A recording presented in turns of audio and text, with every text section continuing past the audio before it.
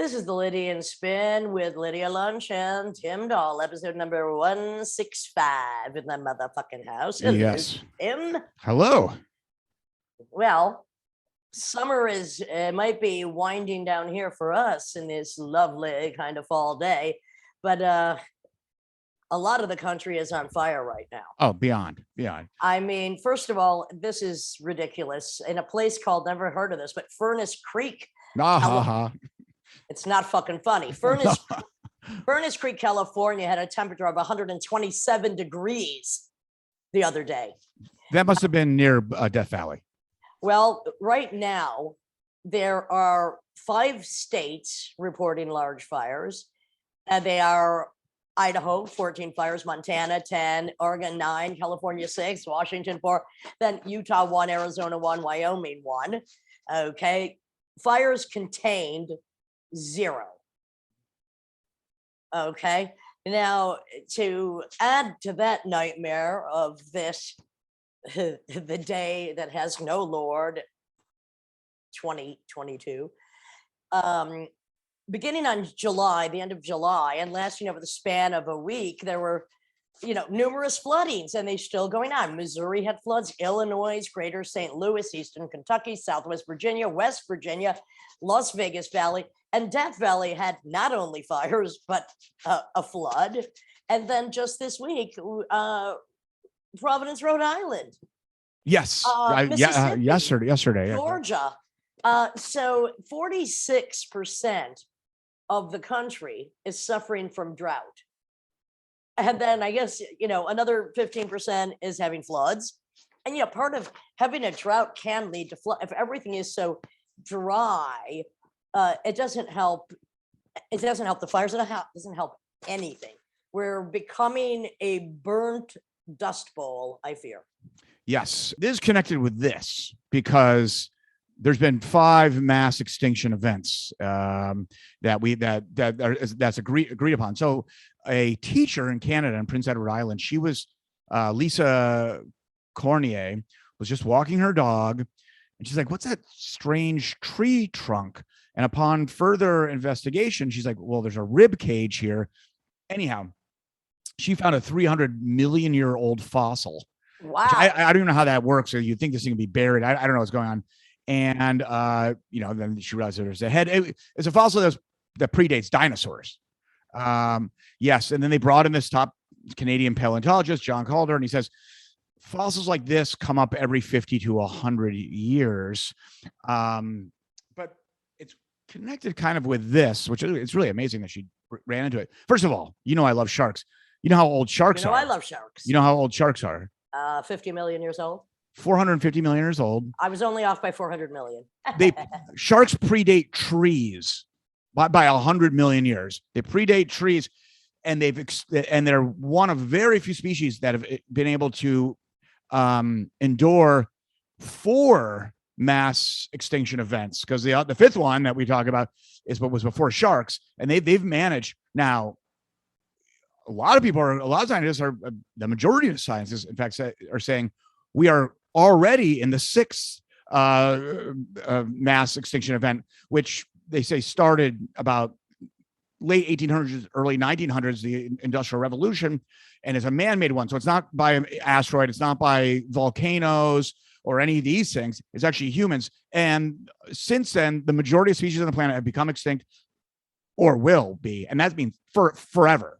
For fucking forever until, and it's coming close, DNA testing of a 300 million year old animal that predates dinosaurs, but they are doing DNA reconstruction of some animals. Well, good luck on that. It's gonna come out like Dolly, that sheep they cloned. It's exactly. I was all depressed and obese. Sharks, as I consider my spirit animal. Sure. No pun intended. Who seem to not sleep very often. Right. They've survived. See, that's it. I mean, they survive not only a mini death, which is sleep, and to me, I feel like sleeping is a mini death, unlike the orgasm that the French claim. Orgasm to me is the maxi life. Thank you very much. So, Anyway, yeah, sharks. I know it's no longer Shark Week, but there are two things, Tim, we have many things in common, but what about the hippo story I sent you? I loved it. And I, In brief, just give us, I had no idea that there was a huge, and I can't off the top of my head, I don't remember these congressmen, but there was a huge campaign in Louisiana, but, kind of Teddy Roosevelt era. To import hippopotamuses. Yes, to deal with as a kind of an eco solution. Eco-terrorist. Yeah, because there was invasive plants. To eat invasive plants, but it would have been a disaster. And then to eat the hippos, which I hear taste. I mean, if they can cut through there, if they don't eat you first, I hear they taste pretty good. They said it's kind of like somewhere in between lamb and beef. But those things are we've talked about hard to contain those. Just check Columbia on that one. Well, we're talking about all these animals, and another one of these animals that's been around. I don't know how long alligators have been around, but I think it's a long fucking time. Certainly. There's been so many alligator attacks recently. Well, that elderly woman in Florida, and she lived in Lakewood Ranch community, and the Del Webb community. The Lakewood Ranch is one of these kind of gated communities that elderly people hang out in, and they have these man-made ponds. And she was just doing her little evening stroll, and thing launched out. Now it was like an 8-foot one. They latched on, but everyone saw, and somehow they intimidated it. No, they kind of gathered in a pack and screaming, and the thing kind of freaked out, let go, and she managed to crawl away. And then it went about 2 feet away from her and just locked eyes with the crowd and wouldn't move, and just checked out the crowd just staring at them. No, I just read, and I don't know if this is true, maybe we can look this up for the next episode, but that if you encounter a shark, good luck. If you stare at them, they might not bite you. Now, the thing is, alligators want to bite anything. Sharks are just they don't really want to bite you. They don't like the taste. That's why it depends on the species. So I saw that same study, and a tiger shark's just going to fucking try to eat you. So that's the one that you kind of want to lock eyes with. Tiger sharks, bull sharks, and great whites. One thing I love to watch out for. One thing I love about the summer stories, and I'm sure there's plenty of these floating around now, especially in California. It's where with Florida, we have the alligators. In the summer in California, there's always bears in backyard swimming pools, of course, because can you blame them? Now, they want to cool off. Those might be happy, chappy, cheery tales. But I have to say, with the weather, the floods, the droughts, and hello, been preaching about this possibility for decades. Another thing that's really got my tits in a twist is the ass clown of Mar-a-Lago and the possibility of nuclear secrets and every other kind of secret that has missing classified files, 47 folders marked classified, things missing in them. Now, I don't know. I'm suspecting, I don't know. This is my theory. Whether or not the nuclear documents were missing, just copied or traded Jared Kushner, Saudi Arabia. Right. $2 billion loan. Possible. Yeah. I mean, a lot of people are making that connection. I mean, it's kind of like who's the highest bidder. I mean, basically the Pentagon and just intelligence communities are already treating all this information as being compromised and taken by other intelligence sources. So they're going to have, it's just a lot of work. They're going to have to redo all this stuff. And the thing is, we know that Trump can't read. He likes graphs and pictures with Sharpies attached. No, Reagan was the same way. But he doesn't like to read, but that doesn't mean he doesn't like to hoard. And the thing is, it was like 11,000 documents. This is just outrageous. But anyway, just to top the Trump on his own asininity, in the final months of his presidency, this is just coming out. He ordered nuclear energy to be tested on the moon. So we haven't fucked this planet enough. We're not in only the 6th of previous 5 possible extinctions, but he wanted to actually put nuclear facilities, reactors on the moon. And of course, I mean, why is all this interest in going to the moon or Mars anyway? I mean, mining for minerals. I just read an article about some planets that actually rain diamonds. I'm surprised. I'm surprised Melania hasn't gotten in on that one. Roar. Anyway, yeah, well, I'm not. I'm roaring. All right. I'm my God. Bite somebody's fucking head up. And look, What's this thing that the judge that he appointed to delay it? It's like what's it called again? A super or a right, exactly. Just an asshole that comes in to delay the obvious is what it's called. And that was everybody's coming down on her. It was so poorly written, it's just ridiculous. But anyway, I usually take all of this as an apocalyptician, as somebody that's been preaching the end is near, but not near enough for many, many decades. I usually take this with a grain of, I should say, a rim of salt around the tequila shot. But, it just makes me understand why I was driven to do the documentary, which, by the way, Trump was sending out 10 emails a day, money for funding for his next campaign that's not going to happen. Steve Bannon is now being indicted about money for the wall that was never built. I'm just trying to raise some fucking capital to get artist depression, anxiety, and rage, the documentary I've been working on for 2 years. You wonder why people are depressed. I just gave you a few good reasons, not to mention almost all of it stems from the bullheaded nature of the patriarchy, dads, ruining just about everything for all of us. I have no more to fucking say, except I'm very glad to introduce our next guest, Stephanie LaCava, and her great book, which deals with isolation, loneliness, and in a sense, body dysmorphia. I Fear My Pain Interests You. She's going to do a reading for us. That's coming up in a few minutes. And this is the Lydia and Spin with Lydia Lunch. Tim Dahl, episode 165. I'm about to blow my stack. All right. Enough said. Not really, but more coming at you. Yeah, I'm afraid I'm going to have to whack somebody.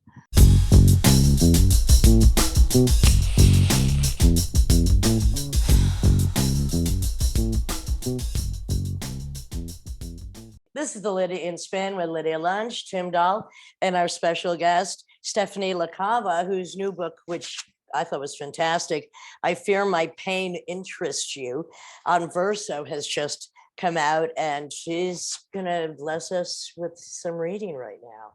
Thank you, Stephanie. Thank you so much, guys. Let me know if you can't hear me. You're perfect. Okay. I'm going to start, and these are Lydia's selections start on chapter 13. I never went back to school. I was kicked out, but that's hard to claim when some might say I should never have been admitted in the first place. I didn't go down on the grounds of any academic inadequacy, only my weakness for illegal things. It seemed important to them not to show their miscalculation to the public. I had been let in because of appearances and connections, and so to leave loudly would be taking the credibility with me. It's okay for kids of musicians to be addicts. It's not one of those things expected to skip a generation. I had been doing well, but even so, they liked to factor in a few dropouts. Never draw attention to what's a fault in the stars. So off I went quietly. No one made a fuss. I just disappeared one day. They told me they would arrange for my things to be sent wherever they needed to go. Lucy volunteered, agreed to pack everything, and it was then that she first offered her family's place. It was a house I'd been to once, where her father liked to work, watch, criticize, and later write films far away in Montana. I said no, thank you. Let's save that for when the real problems start. She laughed and lovingly untacked my posters from the wall, winding them up tight, rolling them into a tube. I had made them all myself, some from scans of old magazines, others were copies of posters I found in an abandoned mall shop where you could flip through the fan of hinged windows. I liked the 80s computer graphics, and sometimes, less sincerely, the pop band ones. It's weird how kids of a certain age recycle these styles and personalities while trying to figure out their own. There were the models too, different than the musicians, mute body symbols, most often too skinny, hard to look away. I liked having things around that were unlikely dangerous. Someone had reported me for keeping drug paraphernalia in my room. I had found that stuff in my mother's pantry, brought it up to school, and never even used it. I set myself up. I had also stolen the jeweled cigarette case my mother always carried with her. I didn't smoke, but stored assorted pills in it like she had so that they would rattle around and avoid the lint in my bag. There were 2 emeralds by the click lock. One hadn't been smoothed to fit the housing. In the middle, a shallow dish of silver where a diamond once presided. Between a pair of hammered fronds curling upwards like question marks knocked on the cup's side. Rows of grooves like hard wales of corduroy covered the bottom. It could have been an oversized flip-up lighter, but you had to unlatch it and the hinge was on the back. The hot pink Benadryl tablets looked toxic in the dark interior. I wonder what else she had once carried there. The bottles of painkillers were another thing. I noticed I didn't react to them like other people did. All they did was clear and then muddy passing thoughts in musical form, but I liked them the way people like gummy bears. They were easy to take from Josephine's medicine cabinet when I was visiting. All the bottles stamped with my mother's name, she kept them there when they'd expired like stale packaged snacks in the pantry. The whole incident gave me what I always wanted, to find a fast track, to be free in the city, New York or Los Angeles. I'd never wanted Providence. That's Stephanie LaCava reading from My Fear, My Pain Interests You. What I liked about this book is it's a novel, but it really does read like someone's memoir. And I love memoirs. It's so true to a certain character. I mean, I'm sure there are some levels of her discomfort. And let me just give my opinion. So the book is basically about this gal born to musician parents, different generation, kind of punkers, one compromising more than the other would like, who gets involved with an older, uncaring man and eventually just decides to go off to Montana to reparate herself. And that doesn't work out too well either. Did I leave anything out? What it really touches on is loneliness, fear, emptiness. And I mean, there's a real strong hook of the book, which I don't know if I should even give away, but I was very fascinated because I have the opposite problem of the book's heroine. Exactly. Yeah, it's really an accomplishment. Thank you so much. Oh my God, that means so much. You're like, what, that means so much to me. Thank you so much. Now, your own life, first of all, you were, and this is why the book reads so true, is it is about somebody who's outside of everything, basically, even outside of herself for the most part, like trying to figure out how to get into herself, what even herself is. And you as a young child were taken out of America and moved to some small town in France. Now, Yeah. What the hell?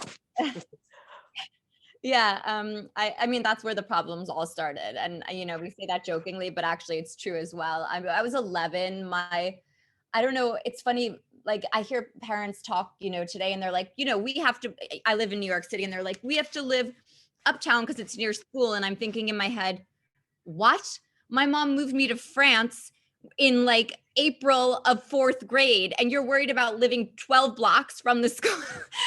Like, I mean, but maybe that's why they didn't turn out like me. I don't know. But yeah, it was a really formative experience. Did you have to deal with, sorry, did you have to deal with bullying when you first arrived in France? Oh yeah, for sure. I mean, it was even beyond that. It was kind of just like, it's almost like, maybe obliteration or something, like, like you kind of disappear. You're not even, you're just this thing that's in. Also, I went to, this very small Catholic school. I was Jewish, like everything possible. I was just like thrown in there. Why did you move? Why did your family move? My dad's job. He was a musician. He was a musician, right? So that's true. Your parents were musicians. Right? No, actually, I wish. Well, he you don't really wish. But go ahead. No, I mean, I do, but no, you're right. Okay, I hear what you're saying. But yeah, no, my dad worked like, I mean, we joke that we think he may have been like a spy or foreign service, but there were a lot of parents in our community that did that kind of thing. But international business. Well, first of all, at 11, it's such a weird age anyway, because you're almost breaking into puberty. So you're weird and awkward and fucked up anyway.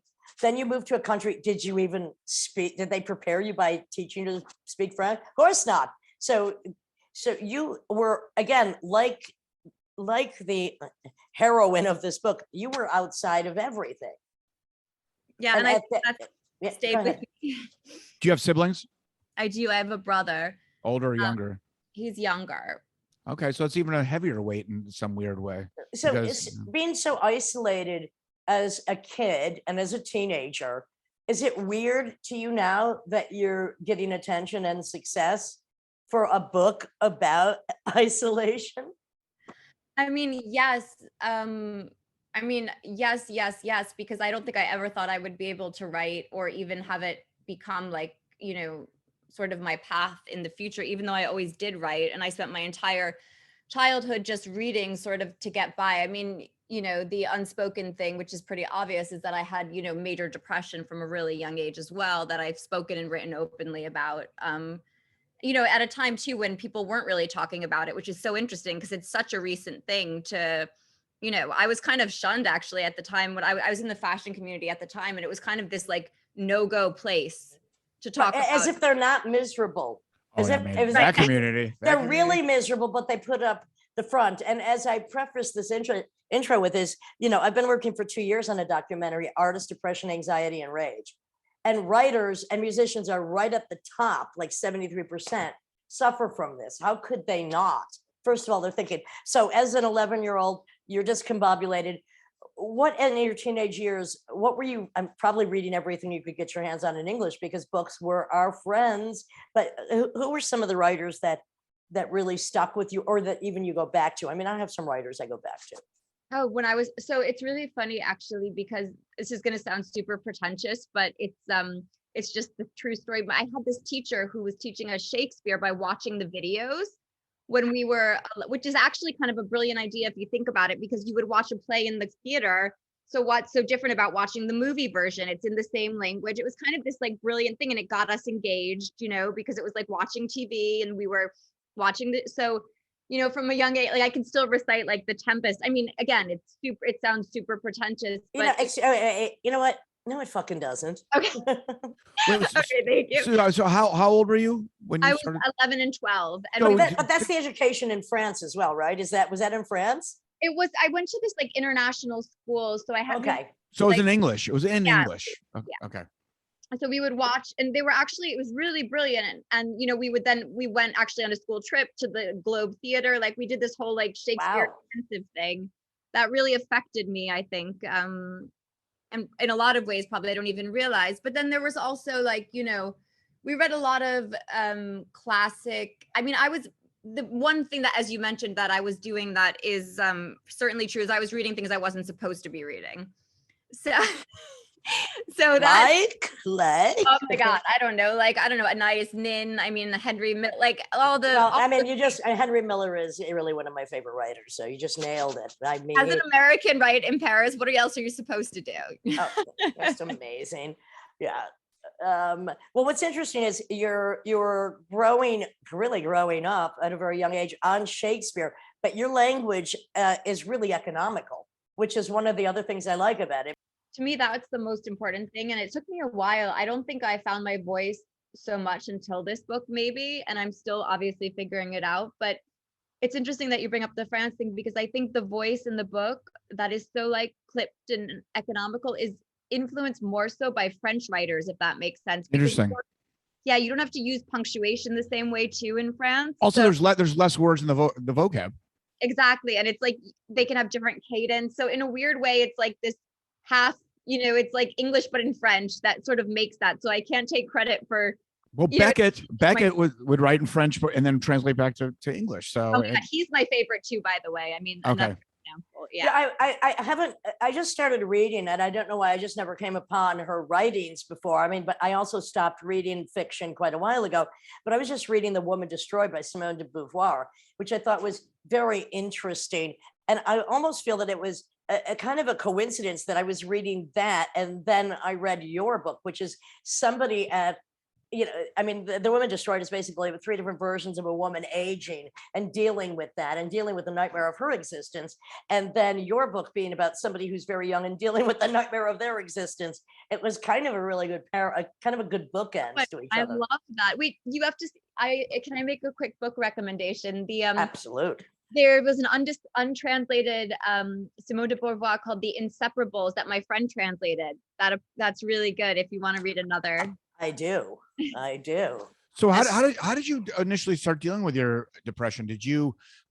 How long did it take for you even to recognize what was even going on?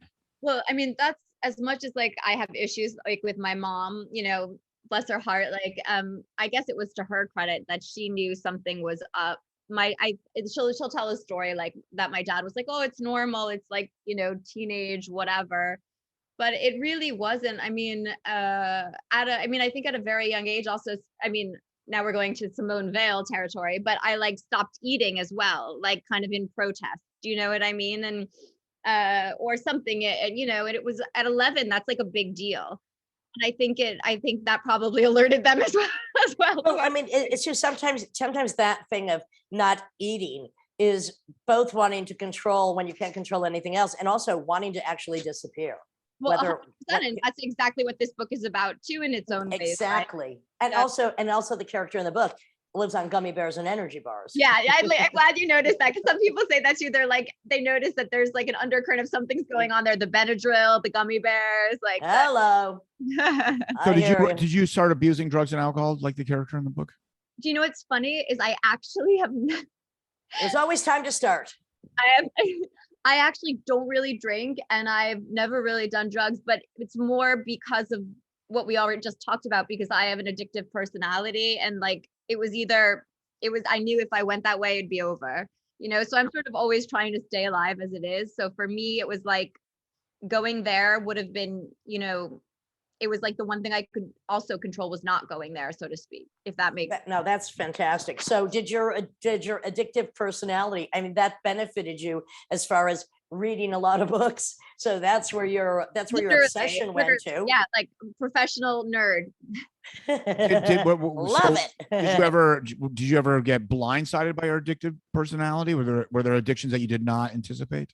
Yeah, I mean, I'm obsessive. I mean, they're addiction, like I'm very. What about your collections? Yes, you're upset. You don't just say you're obsessive. Let's talk about, because in the past there are things I like to collect, and I go through phases, but having moving so often, I had to really cut back on my obsession because I want to collect this now. I want to collect that now. So what about some of your collections I've heard about?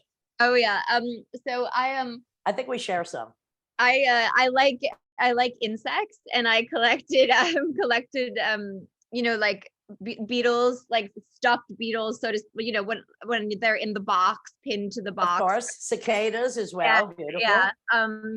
And I that also was kind of based in France, because there's this shop there, this amazing shop called De Roll that I was obsessed with, where you could pull out the drawers and there was like every possible insect. You probably know it, right?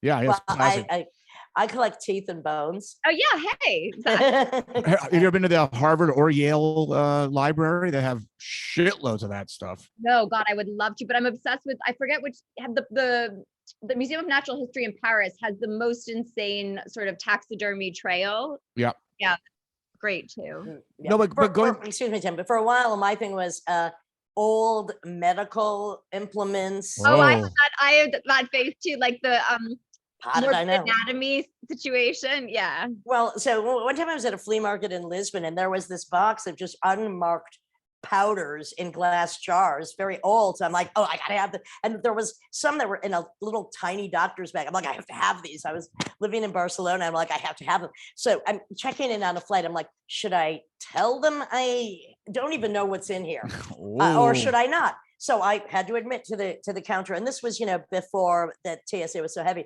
and it is also Lisbon. And I said, look, I'm a medical fetishist. I have these unmarked bottles. Should I take them on board, or should I check them? I go, just check them. We don't x-ray stuff anyway. I'm like, so, okay. Now the end of that story. So the person I'm with, he had got this huge, it looked like a huge copper syringe, but it was for extracting the fluids out of the belly buttons of cadavers. So we're going through the security, and they go, excuse me, sir, do you have a large syringe in your bag? He goes, oh yes, I always carry one with me. And he pulls it out, and they just laugh and go through. Now, he did not tell me until we landed that one of the powders, if it would have been hit with condensation, would have exploded the whole freaking plane. Just saying. No, so it's like some kind of form of sodium? Yes. Some kind of sodium, right? Yeah, and this was somebody that knew about chemicals because they had blown their brother's face off when they were 10 years old. Just saying. But Lydia, what's the club we play in Marseille, where they upstairs they have all that's fantastic. All the stuff, all the animals in formaldehyde and taxidermy and all that. Yeah, I forget the name of it, but it's great.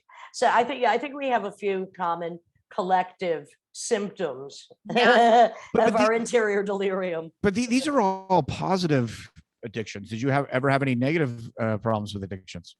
I mean, I think it was more of internal. Yeah, psychology, and or also like for me, it's very important for my body to like sort of be physical all the time, like whether it's dancing or, something like I always need to, it's obviously, a chemical thing. There's probably a deficit of something that's then activated by whatever, You the need book the is also endorphins. a lot about, Do you oxytocin. exercise a lot? I do, yeah. Okay.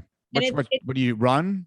I dance a lot. I walk hills. I do Pilates. Dancing in a dervish occasionally. Yeah, like I put on my headphones and literally will dance for like 2 hours. Wow. Running up hills. Yeah, all of it. Pilates. Yeah, but that's from the dancer days. But as a kid also I played a lot of sports, which people are always surprised by. I mean, I did anything to have some kind of like physicality to get out of my head. What kind of sports? Lacrosse. Oof. I played lacrosse in high school. Okay. I was worried about that one. No, but you played lacrosse in France? No, well then I moved back to Westchester for high school. And I played lacrosse there, but in France, it was obviously like soccer. Right. One thing, Stephanie, I want to say is you don't have to be embarrassed, shy, or worried about saying anything with us because we love it all. I know, but lacrosse is like the least punk thing ever. I don't know. I gave a lot of concussions. I was a maniac. I'm no wave, so I don't know shit about punk. But speaking about sports, I just like to box. Oh, and I like boxing too. Lydia was a gymnast when she was young. Cheerleader, gymnast. Oh yeah. Really?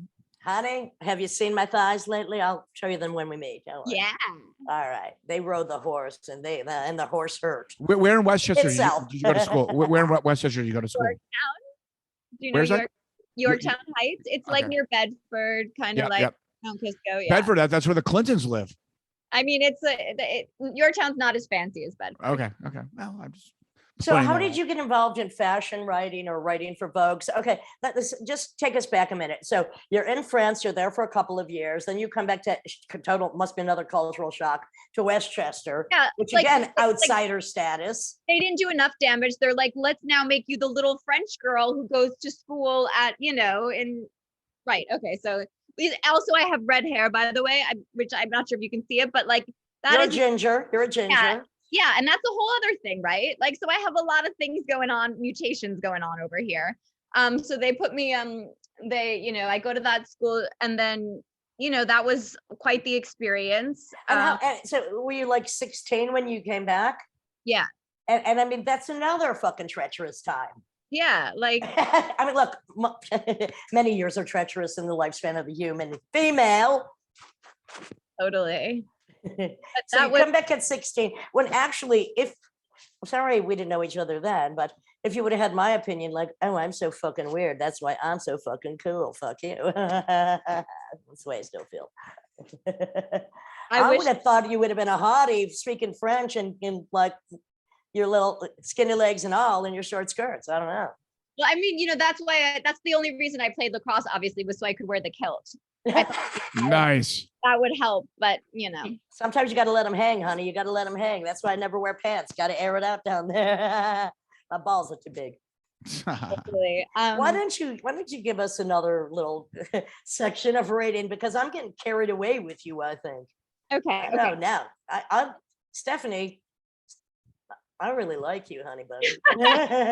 Now you got to worry about me. All right. Adele, I knew I would, because Adele told me such great things. Adele Bertez, who suggested you. So this is Stephanie LaCava reading another passage from I Fear My Pain Interests You, her new novel that just came out. Highly recommended. Please. On days like that, I had to shower to feel dry. I was always damp there. I learned this quickly. My first week was spent in bed listening. I collapsed as I got inside. Had no appetite, no energy, and I'm not sure which came first or caused the other. There were moments when I thought about getting up and walking to town, and at these times I also imagined running into the minivan driver again, or getting her if I called a car on my phone. For some reason, she haunted me, however awkwardly, like the 4D poles in the front yard. One morning I made what felt like a genuine effort to get up and explore the grounds, but after a moment's distraction, I found myself in the fetal position on the master bedroom floor, the source of the feeling unclear. What was the loss? Attending my graduation? I didn't give a fuck. Some asshole? Yes. That was it. And it wasn't even him, not really, but the absence of a narrative for what had happened. All this speculation, a sad little cliffhanger. My daydreams ran from good to bad to good again. He would be back. Wait, no, it was over, done, gone. Aria Durci, director. But then again, who knows? And around again we go. It felt pathetic to be so upset, to dare claim that at some point there had been some kind of disconnect, a denial, one that led to the inevitable. I was aware that when I told myself the story, whatever flavor of it I fancied that day, it was never me at fault. And I knew there was a lot wrong with me, lots. But I also knew that he had gamed it, so I had no agency. And I believed what his actions showed me about myself. This is the dangerous thing about a breakup with someone so much older and so much more accomplished when you're young, desirous of credibility and short on self-love. When he goes, he rips those little medals right off your chest and carries them away with him.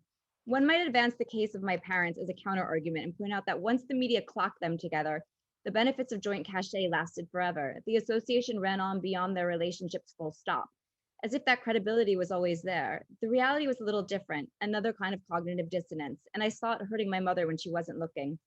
She wanted to control everything. Lucy once explained that the opposite of love, vulnerable love, was control. And my whole family was obsessed with control, while simultaneously harping on about resistance to state or corporate interference and slipping that control. So confusing always.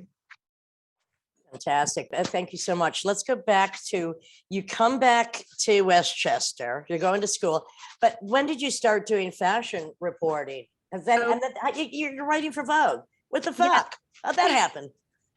So I went, so this is a crazy story. I was hired my junior year of college. I was hired by Anna Wintour. I was, called in and I went to work at Vogue and I left before I graduated. I wrote my final paper from the office there. I had been studying like foreign policy and stuff like that. And and I, it was that era when it was like, you don't say no to that job. It was like the dream job, Where'd you go to college? Colgate, upstate New York. Yeah, I know, I'm familiar. Yep. Yeah. What was it So like? how'd you get that job? Yeah. How'd you get it? So I had a series of internships. Like I was always, again, like the obsessive thing, like a crazy, I had like 3 internships every summer in the city because obviously I wanted to distract myself from myself. And, again, probably that's what I would have been doing, drugs at that time and having fun, but instead I was doing this. Do you know what I mean? You were working under Anna Wintour eventually. But I was getting ready to throw myself. Anyway, long story short, I had a couple of different internships and then someone remembered me and they were looking, it was a very specific set of like credentials that they were, things they were looking for. And I think I kind of like, I laugh and I like jokingly say like, I like fooled them because I think once I got in there, they're like, whoa, whoa, whoa, whoa. Like maybe we made a mistake. Well, like, they could smell you weren't really one of them, even though. No, honestly, yes. Exactly. And at the time, it was the worst thing in the world for me. But I'm sorry, Stephanie, but really, you, like me, we don't fit in anywhere. You got to embrace it, honey. There comes a time you got to go, you know what? We fit in nowhere. Fuck you. Yeah, but a lot of them are fake it till you make it. And just by just diving in Yeah, but no. Especially, no. How long did you work that paid work there for then? If you would believe it, 7 years, which is a really long time. I was, when I do something, I don't stop. I'm like, I'm going to do this. I'm going to and like. Were you also starting to write your own books at that time? So you're writing articles, about like international economics and foreign relations and other things. You're a little too smart to work in fashion, honey, but then again. I think their version was maybe, too awkward or something like that. I was hired in like the fashion, I looked the part, I guess, at the beginning, and then eventually they're like, oh no. So they moved me over to the features department, where I could be hidden behind something, I think. And that was a safer bet for them. And then I wasn't really allowed to write. I was writing oh my God, if you could see my apartment my apartment literally, I lived on like a 4th floor walk up in Yorkville. The entire kitchen floor was covered with papers from this book I was working on. Like I had like a tornado of papers. Yeah, I was at work like 12, 13 hours a day. It was like a really intense, crazy, I'd have to get there at like 7 a.m. I would deliver the jewelry to some of like the Irving Penn photo shoots, like, really interesting stuff, but really intense. I'm still friends with the security guard, by the way, who I did that with. That was my friend at the time, not the other. I always befriend either the biggest guy as a bouncer or the security guards. Good choice. Was he armed? Yes, I think so. But we were taking millions of dollars worth of jewelry. Sure. charge of it, picking it up and bringing it to the studio, and which is like also not something I should have been doing, but you should have done it. You should have done a heist. Come on. Ah, oh my God, that would have been a whole different life. Yes, it would have. I mean, you run pretty fast up those hills, honey. I don't know. You could have ran off with the security guard and called it a day, a night, and a life. Another story to be No, told. but I'm a masochist, so I was like, I want to stay here, and I want to go through this for 7 more years. Nice. So your book, the most recent book is out on Verso, which is a very reputable book label. And now you have your own small imprint. What's that called? It's called Small Press, literally, which is There part we of go. like, the joke. Yeah, and it's we've mostly done works in translation, long form works in translation. And then I have a co-publisher who I do artist books for children, which is another story. But So how's the business end of that work? So do you? there's no the business. It's not working. The business. Oh shit. Oh shit. No, but I mean, in terms of licensing and all this stuff. Oh, that part. Okay, you mean the logistics? There's. All right. Sorry. Isn't that connected? All right. Go Well, ahead. I'm teasing, just because book publishing is like not the worst business possible. I mean, if you're doing a small press like this, it's kind Right. of. But if people haven't been translated into English, I mean, that's why Grove Press was always a hero of mine, Yeah, because well- the people that they did translate it into English. But go ahead. Barney Ross that I was friendly with his Hero. at one point was one of my heroes since he's passed. But yeah, so basically I got the rights from like Gallimard or whoever, or I work with the I've become, like, my friends tease me, I'm like the estate whisperer. Like I become friendly with like the Sun or the, it's like I'm super weird, but like people are often just like, State whisperer. I like Well, that. I'm gonna have to employ you as to pimp me, because with Tim, his group Grid, I have a record. It's gonna come out next year, but it's me reading 2 of my own pieces, then reading David Wojnarowicz. I have the rights to that. John Recchi and Henry Miller, which I have to get. I'm gonna employ you to get me those. oh my God, yeah, no, whispering. seriously, you should. I'm I'm like, going to. No, honey, we're meeting for a variety of reasons. That's a nice connection of threads. Oh, I right after this, I'm sending you my Henry Miller reading, which is my favorite passage of literature in all of history. I'm sure you'll Yeah. relate. So Stephanie, I met William Shakespeare once, and stay with me here. Stay with me here. Oh God, yeah. So I was playing a concert in Coventry, England, just close to where Shakespeare's from. It's Stratford or wherever he's from. Anyhow, the MC was named William Shakespeare, and I was like, what the fuck's going on in this like William Shakespeare theater? Even though it's playing a music concert, and they're like, "This is William Shakespeare." I can't do a British accent. I was like, "This is William Shakespeare." And I introduced the musicians, but it's like, what the fuck? Then I kind of forgot about it. Yeah, come back to us when you get that accent down, Tim. And then it's almost there. And then when they first rolled out the vaccines, England was the first place to get the vaccines. England, this guy, William Shakespeare, was like, he and this woman in England were the first to get the vaccine. And it was a big public thing. They picked this guy because his name was William Shakespeare. And so I was like, wait, I met a guy named Will Shakespeare. How many people are named Will Okay, I all looked right. up, it was him. I was like, to, what? Back to Stephanie. There's only one about all of us. All right, Unfortunately, not all right. really. I mean, Oh, that's a good story. Legion, that's us. So I want to get back to first a few things. The tornado of papers on the floor. Yes. I want to go back to your process. First of all, I myself, doesn't matter, writing since I was 9 years old, I can't stand pieces of paper that are loose. But there are occasions where I have tornadoes of paper that it just has to be done that way. But if I'm writing, it's like, I don't know. I don't want to see spare piece of paper.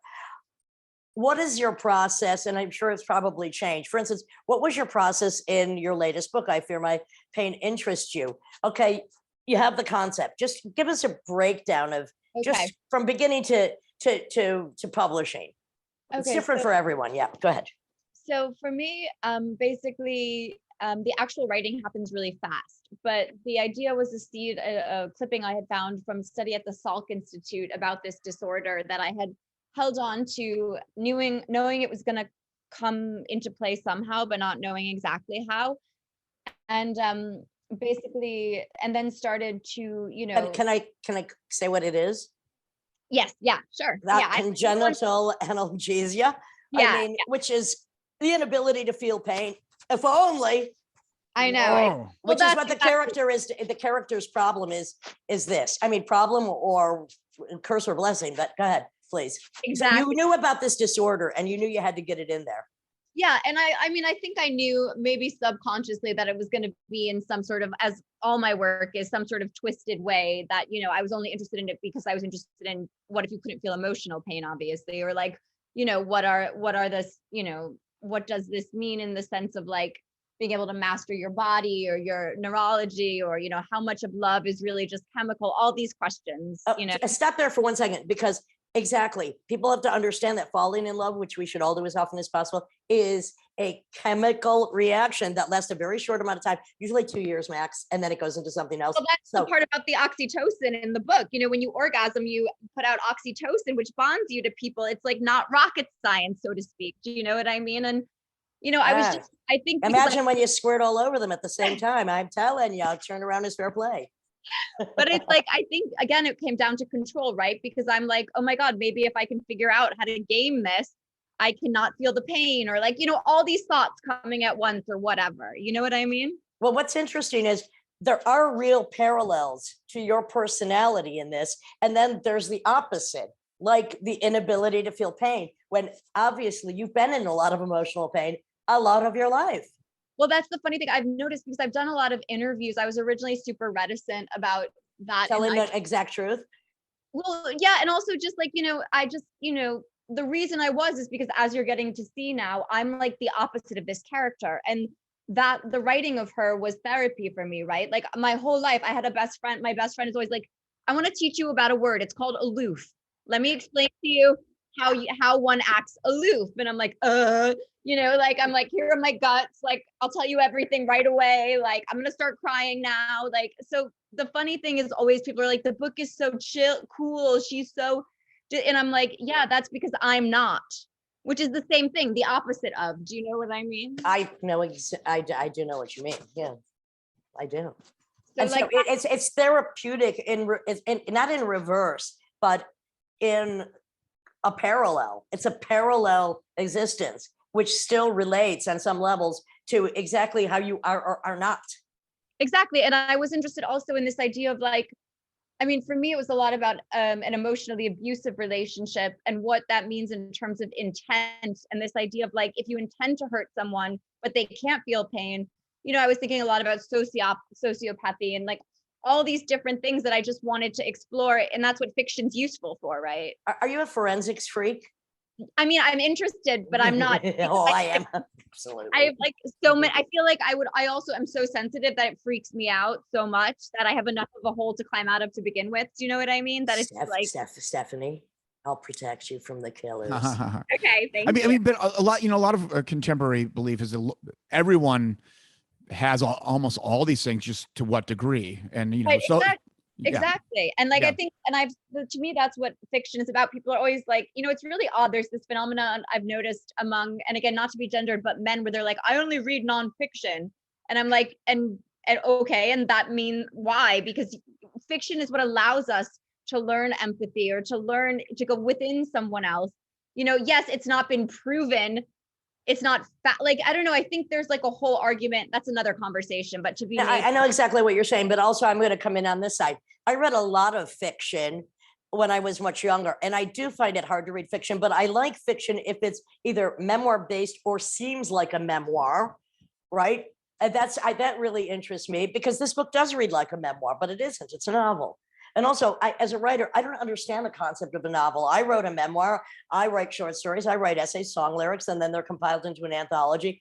But the concept of a novel is very mysterious to me. But everybody has also, it's in talking to a lot of writers on this podcast, some people write 60-page outlines. I'm like, the book is half done. I'm not writing a freaking outline, in-camera editing, but that's just me. So you said this book came about pretty quickly, but the cogitation beforehand.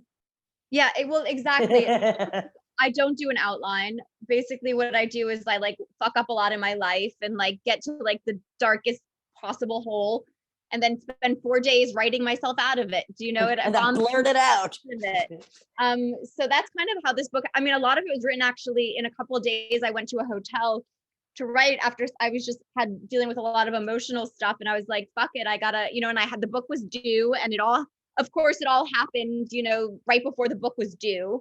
And I just went to the hotel and I wrote, basically, around the clock. And That's interesting because I think that in writing it's just like with music though also is deadlines are important. But for instance, you had a very severe deadline. It's coming up. I'm going to take the discipline of locking myself up for X amount of days and doing this.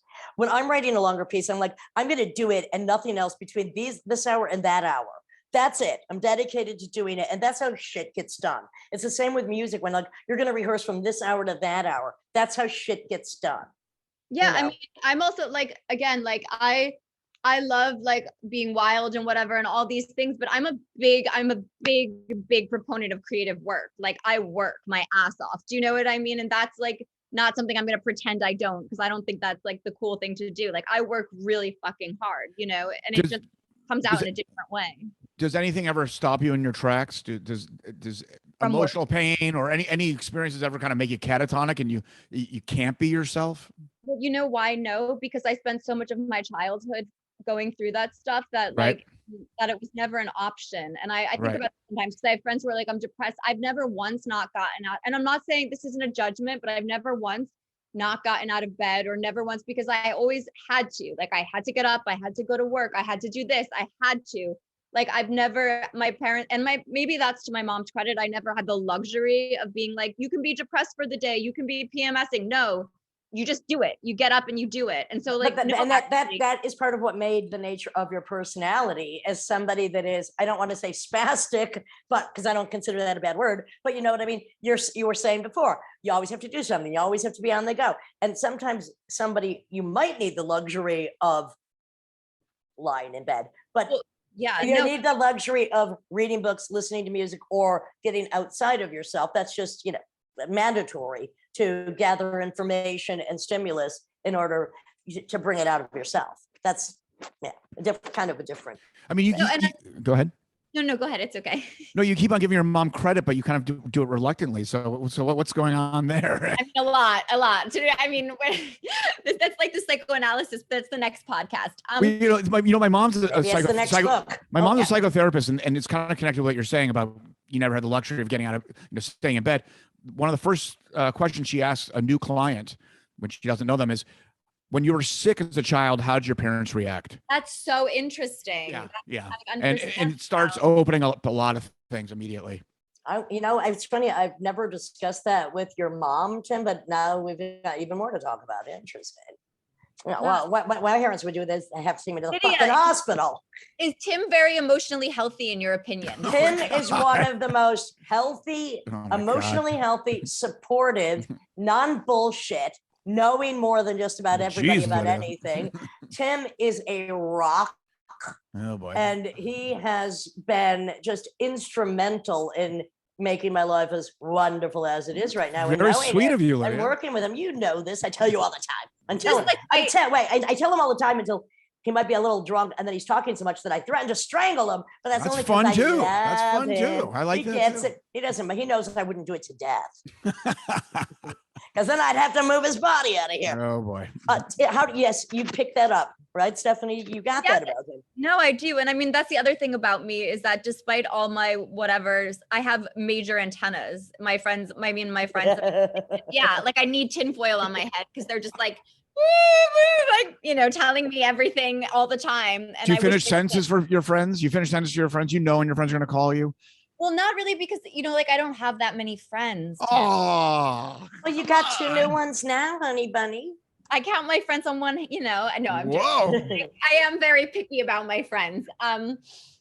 But no, I have antennas in the sense of just like about people in general, about social circumstances, about, vibes or whatever. And I don't mean in like, I just really do. Like, it's like time and time again, it becomes even clearer to me because I've doubted it my whole life, but that I need to start listening to it. You absolutely have to listen to your instincts. And also, so this antenna you had, sometimes our antennas are on backwards. And instead of going to the positive possibilities, we are attracted to the negative possibilities. How did you know? Because I'm come on.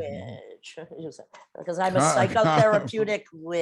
I'm just whatever. Because I know. How's your relationship with your brother? Me?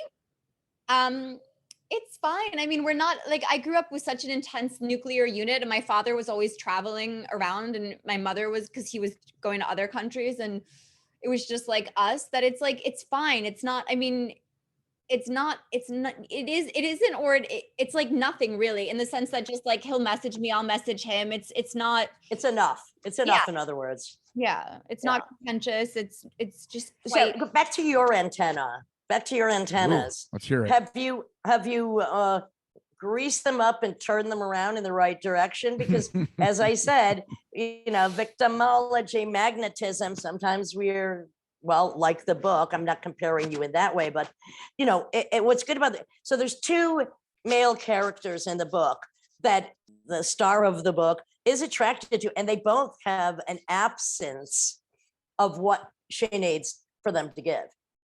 And that really does relate to people getting in repetitive situations with different people, always being attracted to the same kind of, or as I like to say, every woman wants a nice guy that knows how to be an asshole. They get an asshole that pretends he's a nice fucking guy. Oh, well, get in line. But has your antenna been reattuned in your, however old you are? Well, it's so funny because I mean, this could go so many different directions, but take it where you want it, honey.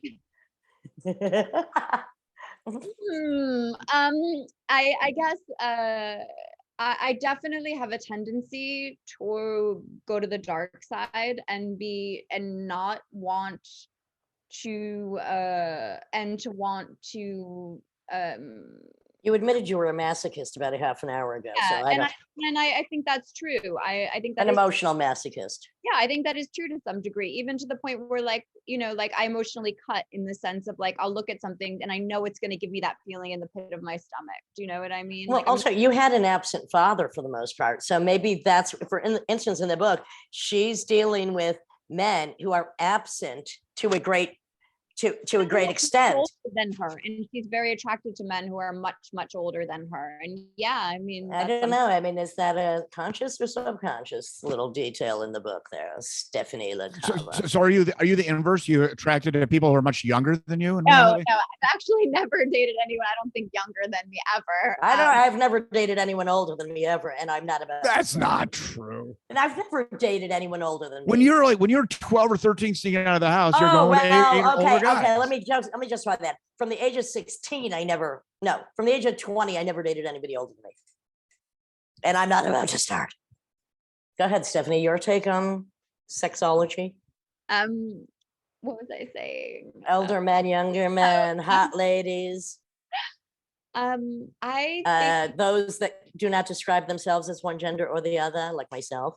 Yeah, I mean, I think that I do think that attraction is, super energetic based, if that makes sense. So I'm really not so much even into like what the body, do you know what I mean? It's of course I do. To fill the void within, only the self will suffice. Yeah. I know what it's like to be an adrenal junkie. Yeah, exactly. And that's also what the book is about. There's a lot about adrenaline in the book. This whole idea of him being a neurosurgeon who ice climbs. I always want a man who has a surgical implement in his hand, or whose hands are as cold as a doctor's. But like literally, like, I think about this sometimes. I'm like, what the fuck is wrong with you that you become a like, no, I'm joking. Like, I have them. I missed my calling. I love the inside of the body. The Operation Channel, when it used to exist, was one of my favorite things. 24/7. I had a lot of operations. I love to see other people being operated on. Well, you saw Body Worlds. I love it. You saw the new Cronenberg. I haven't yet. I want to see it. Oh my God, I can't wait. Surgery is the new sex, Lydia. Honey, it's Dead Ringers. It was the old sex for me, baby. Oh, I've been there. Dead Ringers is the best. Trust me on that one. How would you rate it in Cronenberg? All of Cronenberg's films. Yeah. Where would you put it? To me, it was kind of like him doing a satire of himself, so not super high. So would you say it's a 7 out of 10? Yeah, or like, I don't know, or like a 5. I don't know. I think older. Yeah, but you're not selling it very well now. But hang on, what's the competition at this point? So I'll go back to Crash, Dead Ringers, Videodrome. video drum scanners though. Come on, hang on. scanners. By the way, Scanners, no, Scanners is great. hang Yeah. on. When I said crash, both Stephanie and I opened our mouths wide. Yeah, and it like- was open wide for Chunky at the same moment. What about A History of Violence? You guys like that? Yeah, I did. History of Violence? I thought that was pretty cool. There, Yes, you I guys, did. there's this hilarious text I have to find to send you where he talks about. I wish I could find it because I know we don't have enough time to, but he talks about like the bugs in one of the movies, and he talks about the guy eating the bugs. And Naked Lunch, perhaps? Yes, I don't know. I don't remember exactly, but he's like basically it affected the rating. And Cronenberg has this like amazing quote that always makes me crack up, where he wasn't eating them because apparently if you eat bugs, the rating gets worse. He's like, he was just getting back his boys or something. It's like the funniest thing. I'll send it to you I've ever read in my life. I myself do like eating bugs, and I've eaten a variety of them. Well, I mean, not just- lobsters. We had lobsters. Well, Those are not just bugs. one at a time that falls into my mouth. No, crickets with guacamole in Mexico City, I've eaten chocolate covered bugs too. scorpions and Yeah. spiders, and I was going to say snakes. They're not bugs, but anyway, we're going to have to turn to bugs eventually. Look, they're crunchy. They taste good. They're vegetarian. That's What's if you, wrong with that's if it? you eat the shell. You know, sea bugs. You peel the shells off. you eat them. I I'll love- bite your pinky if I'm hungry enough, Tim. Oh boy. I didn't Oh, mean boy. toe either. So I'm the not the saying new Cronenberg, I'll still check it out. I didn't see the new Paul Verhoeven, the one about lesbian nuns, which I wanted to see. Well, I too. love Rampling is like my touchstone. So I mean, anything with Rampling in it, it's like an automatic. All right. Okay. that. Automatic. Well, in order for you to juice me up a little bit more, I think we were talking about you reading a few more pages there. Yeah, let's do Oh, it. okay. Yeah, I think this is my favorite section. And it's perfect timing with what we were just talking about, Oh, Lydia. here we go. We got What, this. honey? Yes, Oh these my are my. God, how did these you are- do that? You're Roar. magician. Don't crazy. I know- trust the witch, honey. Trust the Okay. witch. I chose these passages just because I like them. So this is Stephanie LaCava from I Fear My Pain Interests You. Give it to me, honey. You don't avoid the most unexpected tragedies, you invite them. What is there to fear? You know you will see the worst. You have control, resurrecting lies, setting up stories, dealing with pain. I was free associating, disassociating, going in and out, and from some pain medication the attending doctor had given me. My body felt the same, the high behind my eyes, all red to black to colors that slowed down once I opened them, and then the images became faster. My mother, pale, blue skin, denim on denim, him, Graves, whatever his name was, pixelated, but rapidly growing larger and larger through gate jail bars, the men at the checkout, nuts, candies, tender exchange. And sounds came, but played backwards, mismatched. My mother's voice singing, screaming, my father shouting, Josephine divining, Graves again, the director, Lucy, a warning, the town encouraging me with eyes and nods, a hand beckoning, go ahead, and then a whisper, you won't make it through if you do. A tour bus, parking lot after parking lot, you won't find what you're looking for. That infinity loop, always there, the thing that will keep you going until it collapses because you touched it. Real means it's over. You got close enough. The nurse came back and checked the dressing on my leg. She said something about me being lucky. They had done 7 stitches, could have been 20. Debris had flown up from the road, pushed its way deep under my skin. That was what the other man, his assistant, had been digging for. Heads bobbing, 2 metal tools, between them unspoken agreement, metal to flesh, out again to gloved hand, and then placed on the tray. The nurse telling me that bits of grit could have caused an epic infection. Debris. They kept asking if it hurt while they dug, and I kept saying no. Does that hurt on a scale of no? I said again, but the doctor wouldn't stop hassling, asking about pain levels. One of my father's songs came in the background music. I groaned. On a scale 0. I just hate this song. He glanced at his assistant. I watched him take the slender caliper and jab it into my leg. He looked up at me embarrassed when he felt my eyes on him. It was the wrong thing to do. Hippocratic oath, but it caused no reaction, and neither one of us wanted to discuss it further. Love it. Well done. Well done.